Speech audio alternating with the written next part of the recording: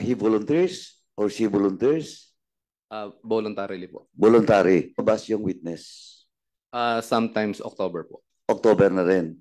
So that was more than a month after the incident. Yes, sir. Okay. Now, ano ba tong witness natin?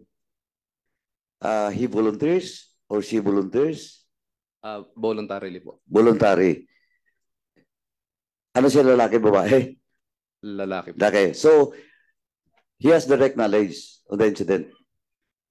Yes, Your Honor po. So, nandun siya? Yes, Your Honor po. Nung binaril? Yes, Your Honor. Okay. Hindi nakamask yung ano? Hindi naman nakamask yung gunman? Hindi po, sir. Okay. So, based on your investigation, paano niya raw nakilala? Kilala niya ba personally yung gunman? Hindi po, sir.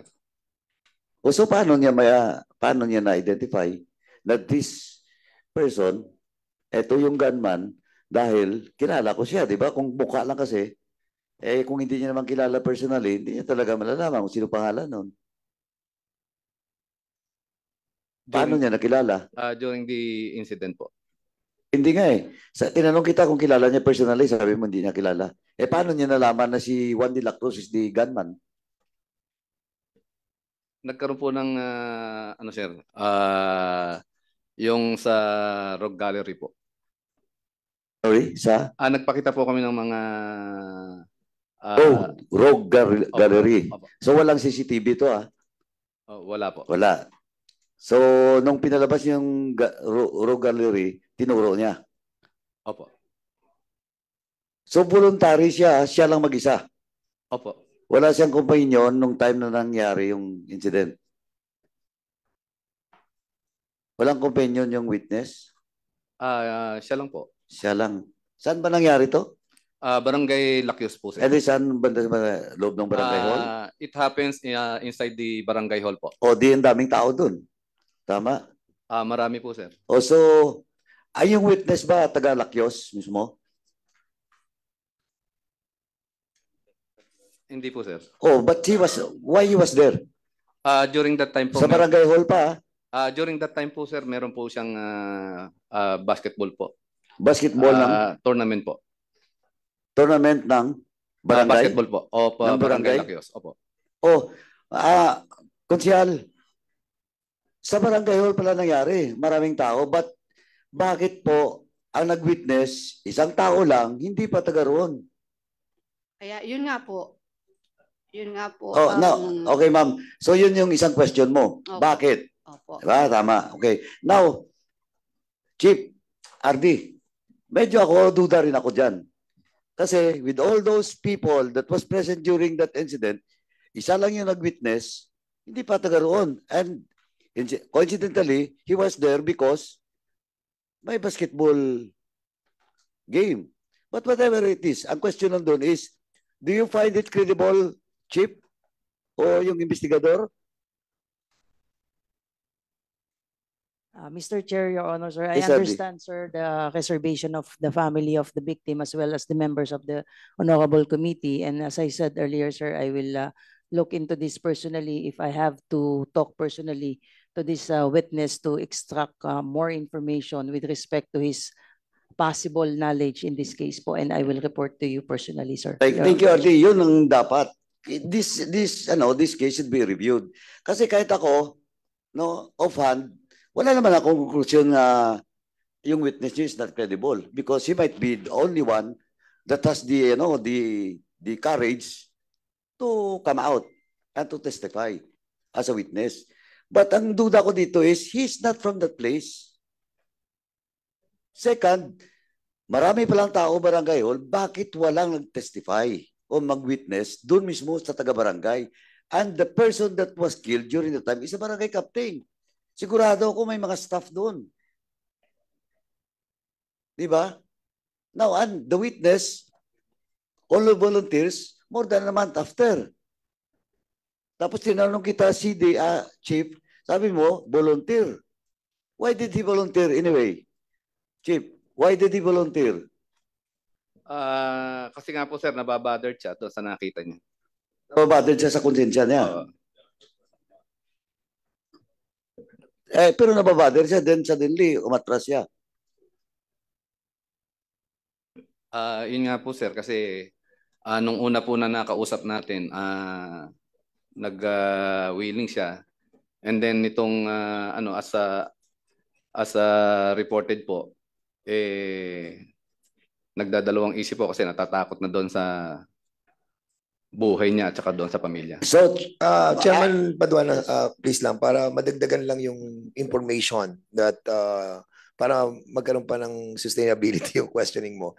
Kasi dito sa report that they have submitted to us just now, no? Ngayon lang, nakita ko, binasa ko, hindi lang isang witness pala yung lumabas. Dalawa.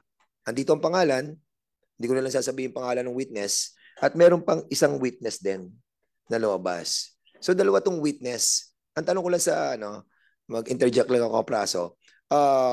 Pareho bang hindi taga ron? Taga Lycius yung yung Lycius yung dalawang witness. At before we proceed, I saw si Chairman si Chairman Salceda, sir.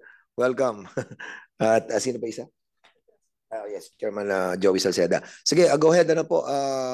May dalawang witness pala kayo dito. Pareho bang taga ron yung witnesses na nag-appear sa station nyo? Yung isa po, taga ibang barangay. Yung isa, hindi taga ron. Yes sir po. O yun. You can proceed, Chairman Paduano. For your information lang. thank you, Chairman. Chief, magkakilala ba tong dalawang witness? Kasi, tinanong kita kung why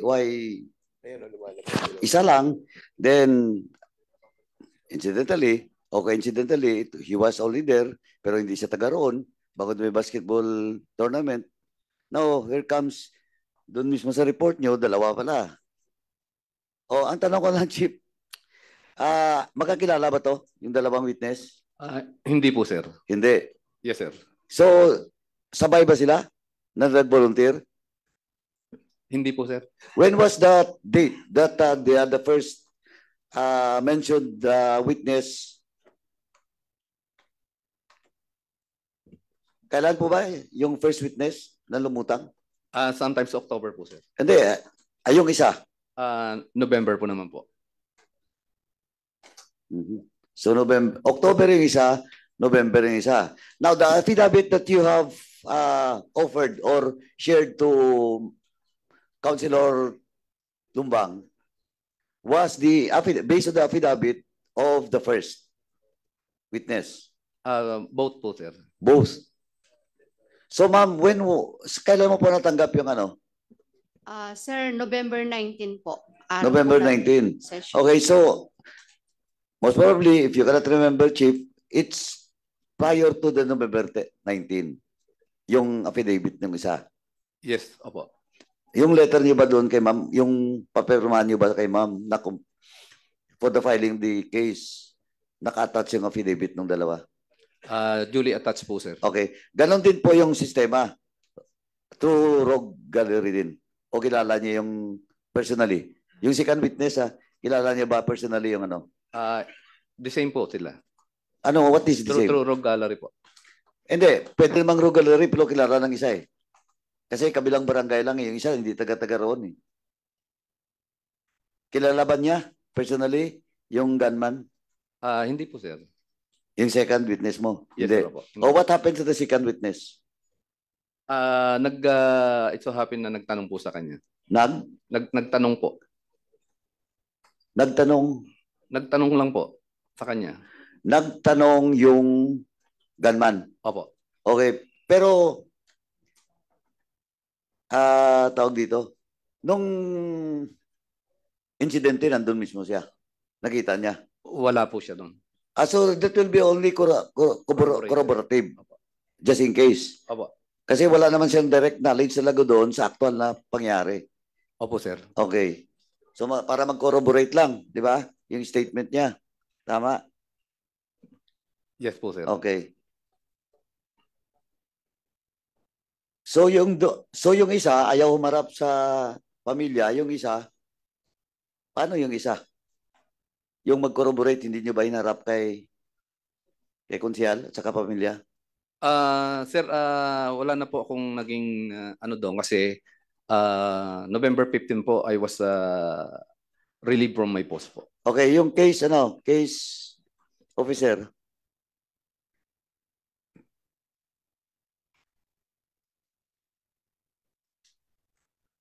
Willing naman po yung second witness po, yung corroborative witness. Oh, ba't hindi nyo hinarap? Ano na ngayon?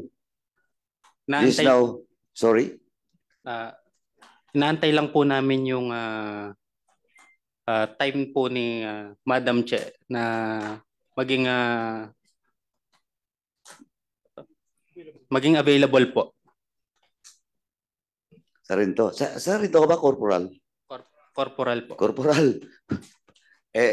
November 19 yung pinadala, yung request nila na kausapin. That was November pa. Ngayon, ano na tayo? January na. Mga 2 months na. Ba't hindi nyo pa naharap?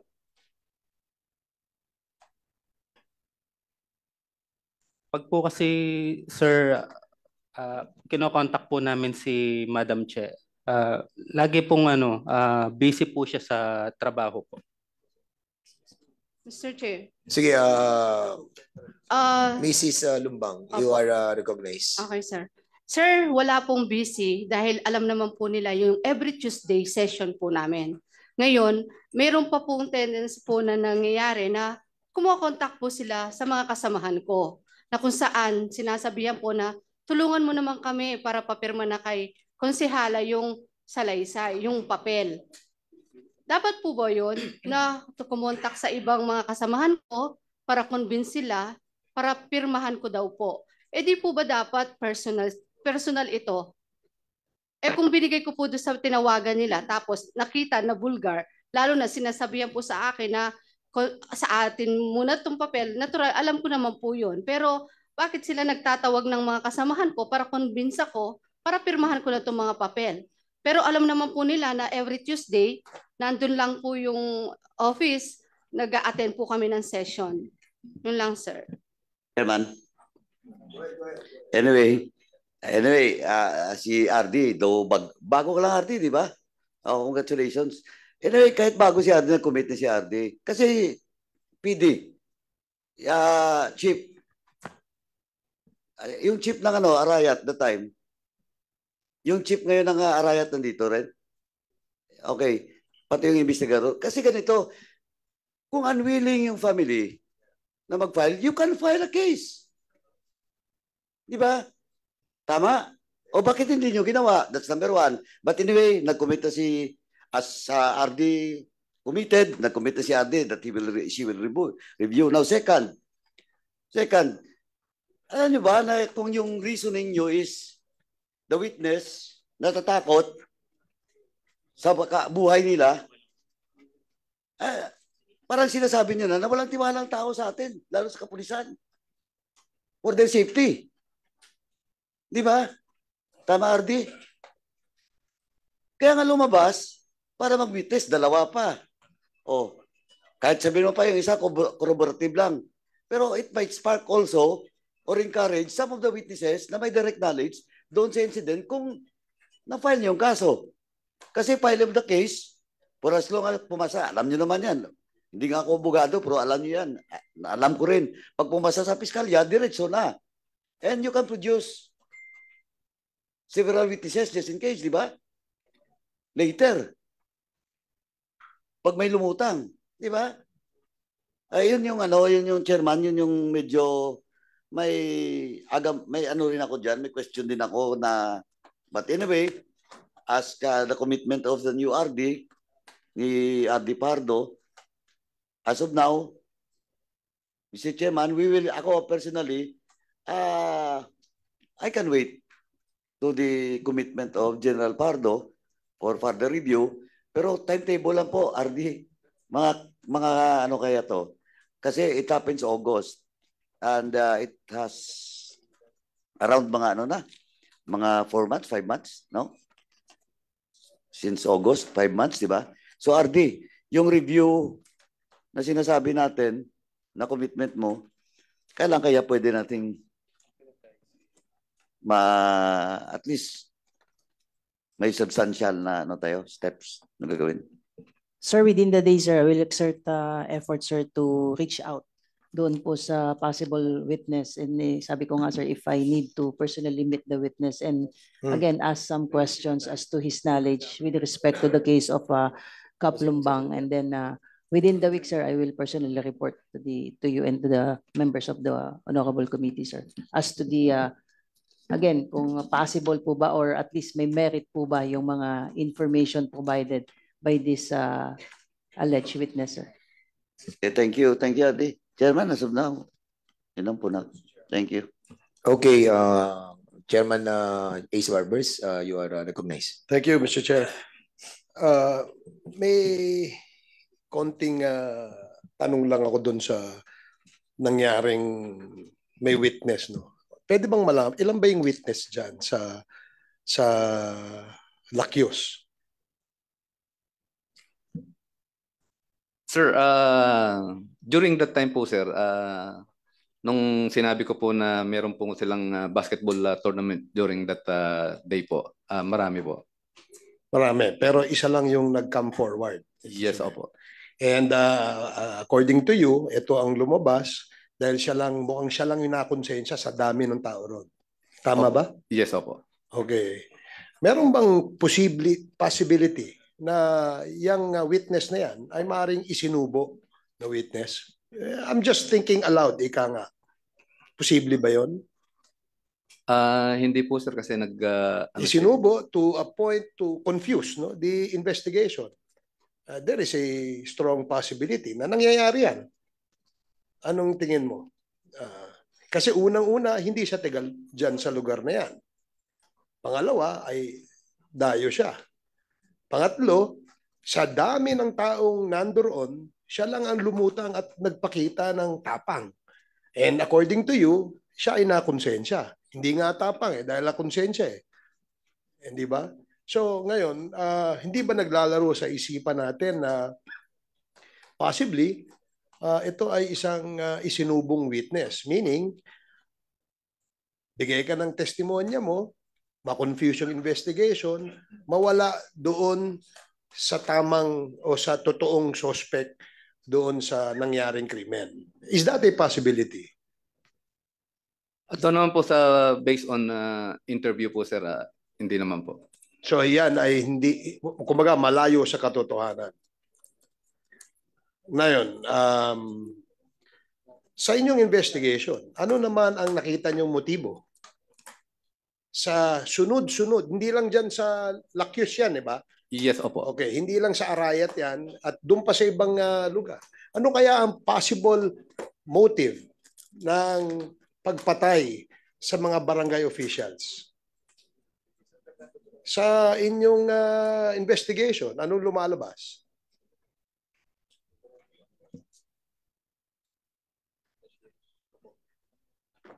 Can you not share to the committee kung ano yung inyong initial findings? Ano ba yung motibo ng mga killer na yan at bakit sunod-sunod na pinapatay itong mga barangay officials na ito? Ayan ba ay may personal na alitan? Ayan ba ay may negosyong, may away sa negosyo?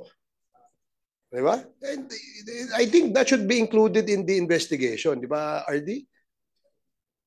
I agree, Mr. Chair, Your Honor, sir. Based on the data provided by the provincial director, sir, 4 out of the 6 cases being heard today, sir, is arose from personal grudges, including the case of allegedly, including the case of Kap Lumbang, sir.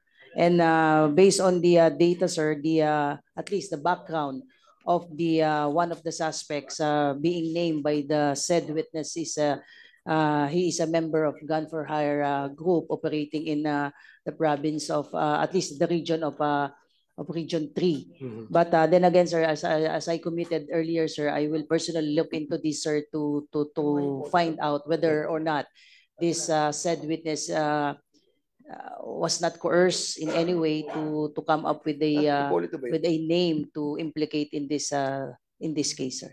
Yeah, okay, that's a good point, RD. No? In fact, kasi interesting to know, no? Dapat alam ng investigador yan. Automatic yun. That's a, kumbaga SOP niyo yun. Na unang-una yung siyempre na alam kung ano, may witness ba do sa krimen, 'di ba? Meron bang nakakakilala doon sa suspect? Ano ba yung posibleng motibo? Dapat yun ang ano natin. Kung tatanungin natin siyempre yung pamilya ng biktima, maring they can share some ideas on what could be the possible motive in the commission of this crime. Ngayon, ilan niyang opisyal na namatay sa probinsya ng Pampanga? 7. Doon sa 7 namatay na yon, lahat ba yan personal grudge? Meron bang pattern kayong na-establish na bakit itong 7 ito ay puro barangay officials? Bakit itong 7 ito ay binaril sa harap ng ganyan? The same firearms ba? Ito ba ang suspect ba ay lahat galing sa isang gun for hire na group? RD? Sir, like I said earlier, Mr. Chair, Your Honor, sir, na 4 out of the 6 cases being heard today, sir, are allegedly arose from personal grudges, and 4 might be related to their work as public officials. But the evidence confiscated, at least recovered during the investigation, were already forwarded to forensic group to undergo forensic examination, particularly ballistics and cross-matching, to find out whether these killings is somehow related to one another. And we could also, based on that cross-matching report, sir, we could establish whether the suspect named and identified in these cases are came from one and the same group, sir. But as far as the data provided to me, sir, is only one case, particularly the case of Hipolito, sir, that there are indication that the suspect, at least majority of the suspects who remains at large as of this time, have military background. So this is a information that should be further reviewed and considered, considering that the alleged perpetrators have military backgrounds, and we don't want to presume that their military background are being used to perpetrate this crime, sir.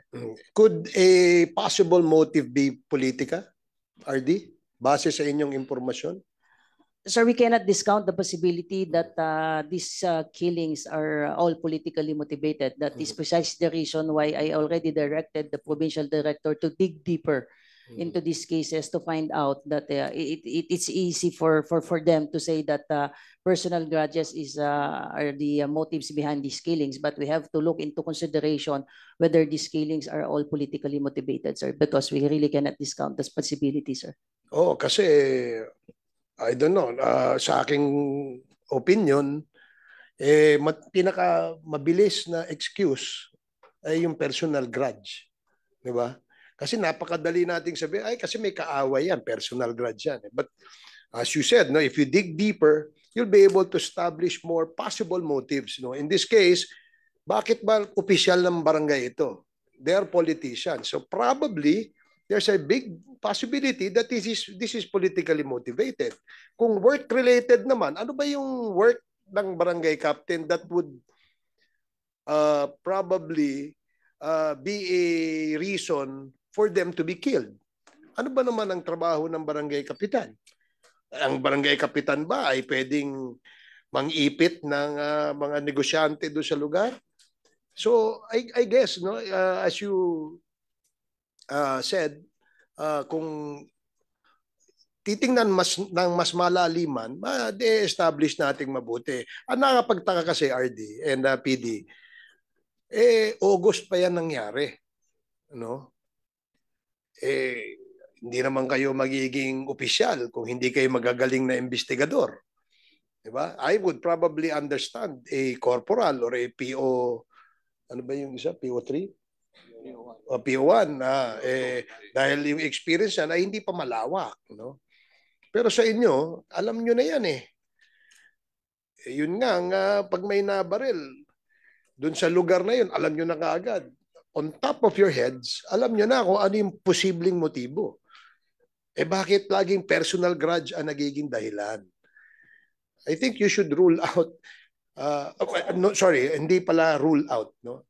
I guess in order of priority, Yung personal grudge, siguro, baka last yun no? At makakatulong dyan yung pamilya ng biktima. Diba? Kung work-related nga, gaya nga ng sinabi ko, these are all barangay officials. Ano ba naman ang pwedeng magawa ng barangay officials na maaaring ikabuwis ng buhay niya? Aside from kalaban mo sa politika, iba naman yung ano doon. But please do not rule out the angle of politics dito. Because parang there seems to be a pattern. 7 yan. 7 opisyal ng barangay. Kagawad o barangay kapitan.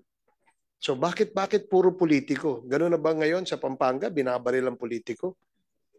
Diba? Parang malaking question mark kagad sa ating isipan yan. Yes, sige, PD. Your Honor, Mr. Chair, with regards to the 6 EGO, sir, dito sir sa case ni Lorenzana Liang, sir, medyo na-establish po natin yung possible motive niya is yung business, sir, parking business of the suspect. Considering, sir, na nalabasan po natin ng warrant of arrest yung 2 suspects. And then dito naman po kay Attorney Jerome Tubig, medyo na-establish din po natin, considering po na-arrest po natin yung 3 suspects and 1 suspect is already behind bars, sir. Kaya ano po siya, land dispute, sir. So far, sir, sa 6 na EGOs, medyo na-establish po natin yung 2. Yung 2? Yes, sir. So may 4 pa rin? Yes, sir. So yun pa lang ang puzzle pa hanggang ngayon? Yes, sir. We will work on that, sir. Okay. So that's all for the meantime, Mr. Chair. Thank you. Okay, Mr. Chairman Chair, Acop, you are now recognized. ang pinag-usapan lang po natin ay yung kaso po ni late Barangay Captain Mel Lumbang of Barangay Lactios, Arayat. Tama po. Sino po ang investigator on case?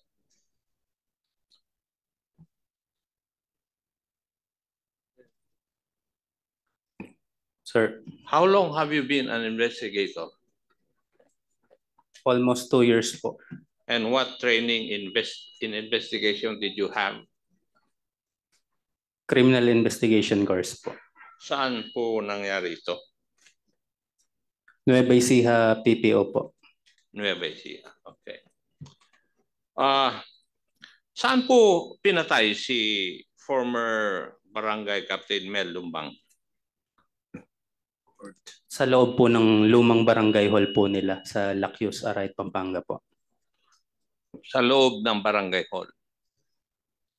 Mismong sa loob ng opisina niya?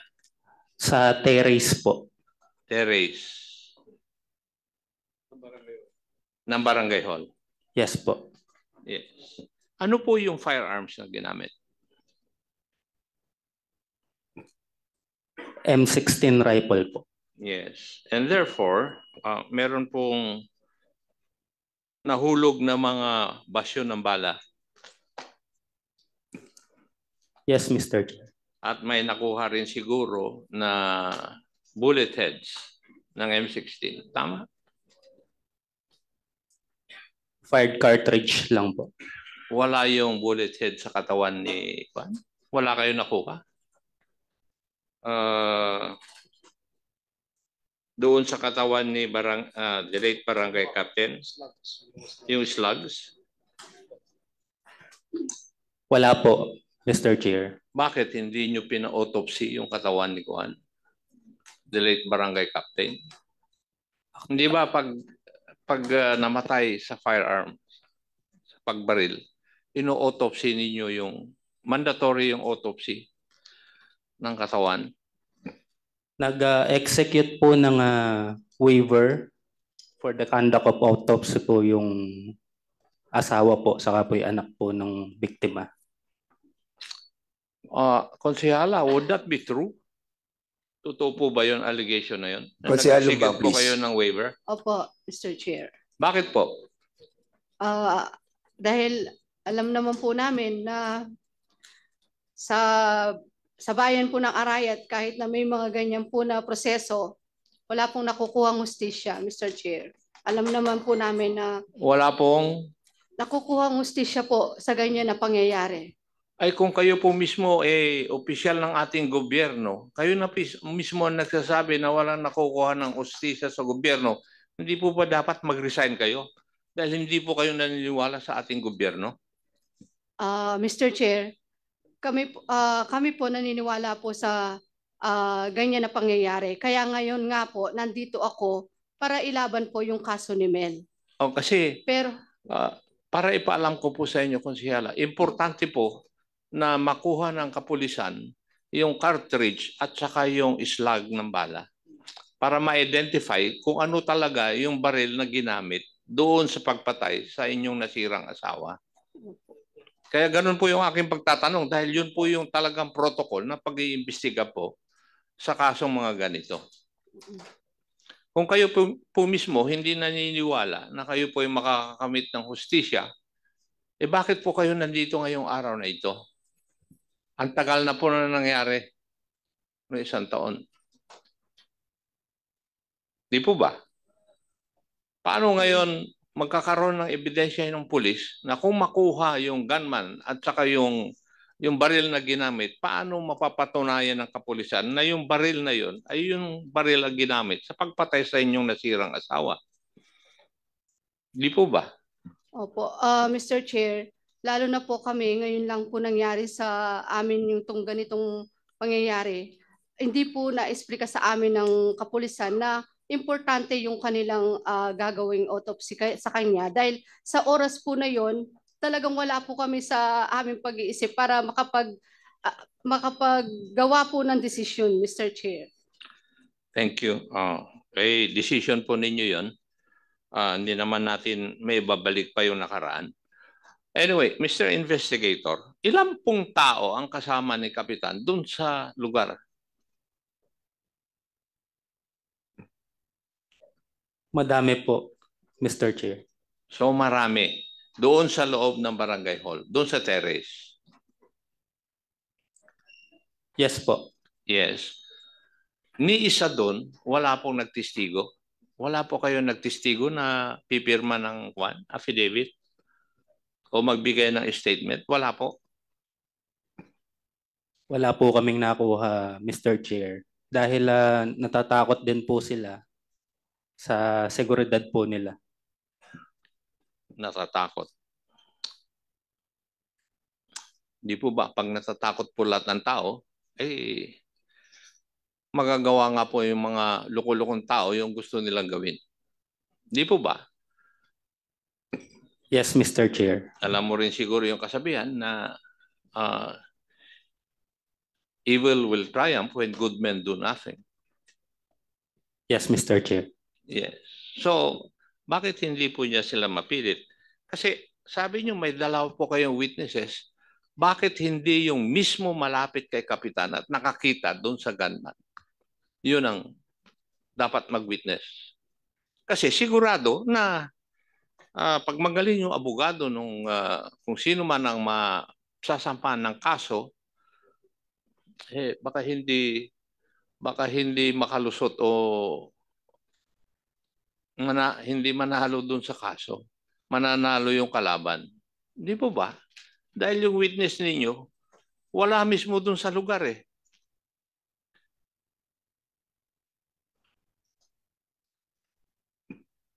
Gumawa po kami ng mga paraan, Mr. Chair, na kumbinsihin yung mga tao na possible na nakakita.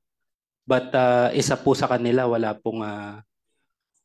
pong gusto or wala pong willing mag-testify, Mr. Chair. Okay. Now, ano po ba yung pinapipirmahan nyo doon kay Konsehala? Yung affidavit po niya, complaint affidavit po niya. Affidavit. Yes, Mr. Complaint. Chair. Okay. So, ayaw ni Konsehala na mag-complain. Ganun po ba ang ibig nyo sabihin? Ayaw niyang pirmahan yung affidavit complaint? In fact, Mr. Chair, Hindi, sagutin mo muna ako, Iho. Ayaw ba niya talaga? di ko po alam sa kanya, Mr. Chair. Konsehala, bakit ayaw niyo magreklamo? Gusto po namin, Mr. Chair. Ang ano lang po namin, kagaya po ng sinabi ko kanina, nung pong inabot sa akin nga po itong papel at pinapipirma, sabi ko nga po, babasahin ko, hingi ako ng copy. Binigyan po nila ako.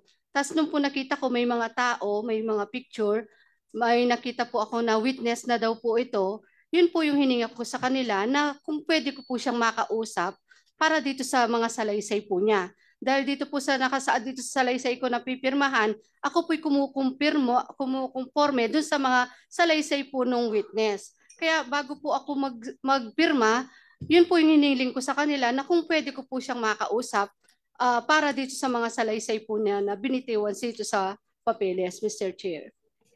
Mr. Investigator, tama po ba yung sinabi ni Konsyala? Tama po, Mr. Chair. Bakit kailangan niyang i-confirm yung statement ng mga witnesses? Hindi naman niya kasama yung witnesses na yon, o hindi naman niya nakita na nandun yung witnesses during the commission of the crime. Bakit? Siguro, Mr. Chair, meron din po siyang agam-agam. Hindi ko tinatanong kung ano man ang nararamdaman ni Konsyala. Ang tinatanong ko, bakit niyo sinama doon sa affidavit complaint yung confirmation niya tungkol doon sa statements ng mga witnesses? Wala pong ganon, Mr. Chair. O sino nagsasabi sa inyong dalawa ngayon ng katotohanan? Dala-dala ko po itong papeles, Mr. Chair. So, di ba affidavit of complaint lang naman yung ang kanyan na si Konsyala ay nagrereklamo laban dun sa mga alleged na pumatay sa kanyang asawa. Yes, Mr. No more, Chair. no less. Hindi Yes, dapat Mr. nyo sinama yung i-confirm niya yung statements ng mga witnesses. It is not supposed to be there sa affidavit of complaint.